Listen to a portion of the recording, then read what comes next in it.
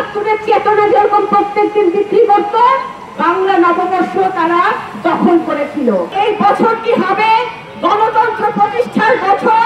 আমাদের এখানে হাজার হাজার জনগণ এসছে, কিন্তু যদি একটি সুন্দর প্রোগ্রাম নষ্ট করার জন্য একটা লোকই যথেষ্ট, এবং একে একার দোষর বের করতে হবে। এটা আমাদের দায়িত্ব, আমাদের আশেপাশে যারা ভিড় করে আছেন তাদের দায়িত্ব। আজকে দেশনেত্রী বেগম খালেদা জিয়া ওনার সারা জীবন, ওনার রাজনৈতিক জীবনে সংগ্রাম করে গেছেন, গণতন্ত্রের জন্য, স্বৈরাচার মুক্ত করার জন্য, এরশাদ বিরোধী আন্দোলন করেছেন। নিজে একজন আপসহীন নেত্রী হিসেবে প্রতিহিংসার কারণে উনি 6 বছর ধরে বিনা দোষে একটি মিথ্যা মামলায় শেখ হাসিনা তাকে জেল খাটিয়েছে। আজকে উনি অসুস্থ অবস্থায় বিদেশে আছেন। জনাব তারেক রহমান একজন মুক্তিযোদ্ধার সন্তান, একজন রাষ্ট্রপতির সন্তান, একজন প্রধানমন্ত্রীর সন্তান।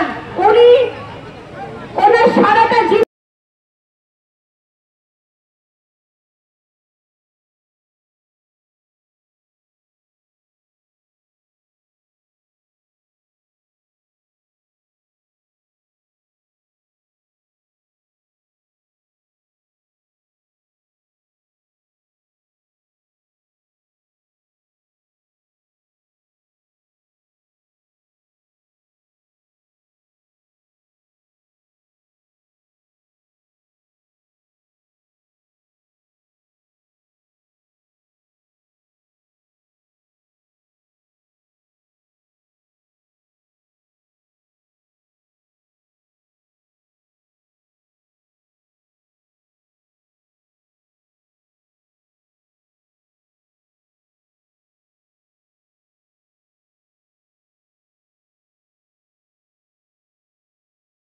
মাঠের অলরাউন্ডার আমি, আর ঘরের অলরাউন্ডার টাইলক্স।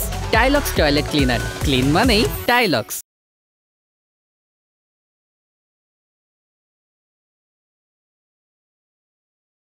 আমাদেরকে নিতে হবে।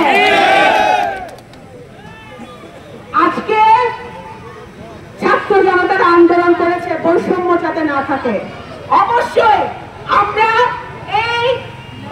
এই নববর্ষে আমাদের এই প্রতিজ্ঞা হোক যে আগামী এই বছরটি হবে গণতন্ত্র প্রতিষ্ঠার বছর, স্বাধীনতার বছর, আমাদের নতুন বাংলাদেশ গড়ার বছর, এবং দুর্নীতি মুক্ত, স্বচ্ছ, পরিচ্ছন্ন রাজনীতি প্রতিষ্ঠার বছর, এবং বাংলাদেশের প্রত্যেকটি গণতান্ত্রিক প্রতিষ্ঠানকে স্বচ্ছ এবং দুর্নীতি মুক্ত করে প্রত্যেক জনগণের সম অধিকার প্রতিষ্ঠার বছর হবে এই বছর। আমাদের 31 দফা সারা বাংলাদেশের মানুষ জানে।